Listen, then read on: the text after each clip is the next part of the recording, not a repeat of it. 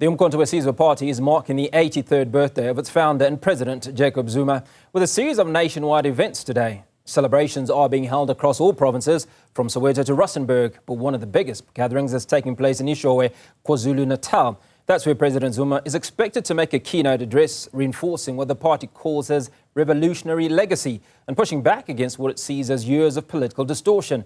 For more on what's happening on the ground, we cross now to our reporter Nobuhle Modise. Nobuhle, much can be expected of today's events. Just walk us through the program.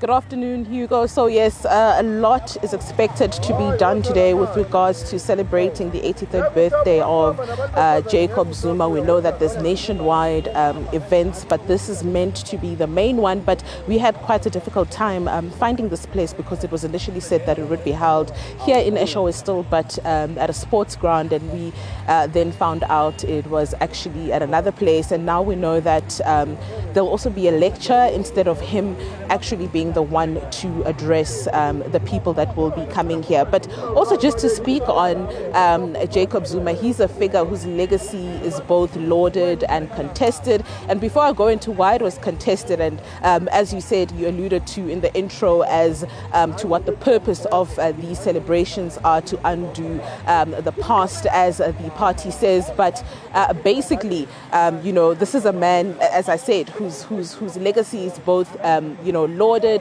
as well as contested. But he joined the ANC at the tender age of just 17 in 1959, later went to join the military wing Umkhonto in around 1962, and then was arrested and spent about 10 years in Robben Island in 1963. And when he came out of Robben Island, he still went in to exile to try and garner you know, more support for the military wing and to make sure that they get more people inside the military wing. And he did that all from exile, and even at some point served for the ANC at their headquarters in Zambia, in Lusaka at the time, before coming back to South Africa in 1990, where you know, he rose as a politician within the ANC. But his legacy within the ANC is one that's very contested, which also saw him form this political party here today that is the one celebrating his 83rd birthday.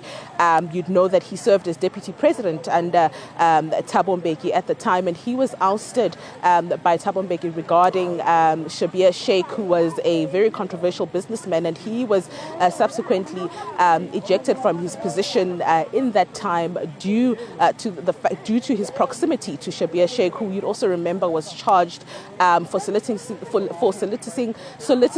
bribes from the French arms company Thales. And it was said that he was a very close friend to Shabir Sheikh, who you'd remember is known for once throttling and slapping a journalist across the face. And he was also let out on medical parole, also quite similar to what happened with Jacob Zuma when he was found to be in contempt of court due to the state capture inquiry for not appearing there. You'd know that he was also released on medical parole there, which saw also you know, a lot of violence when he was first arrested, and that led to the 2021 July looting, which saw a number of people dead. But just to speak also as well, in his time during the ANC, when essentially he was ousted because of his proximity to Shabir Sheikh, he rose to the ranks once again during that controversial Polokwane conference in December 2007, where he came out as the party president, and then went on in 2009 to then become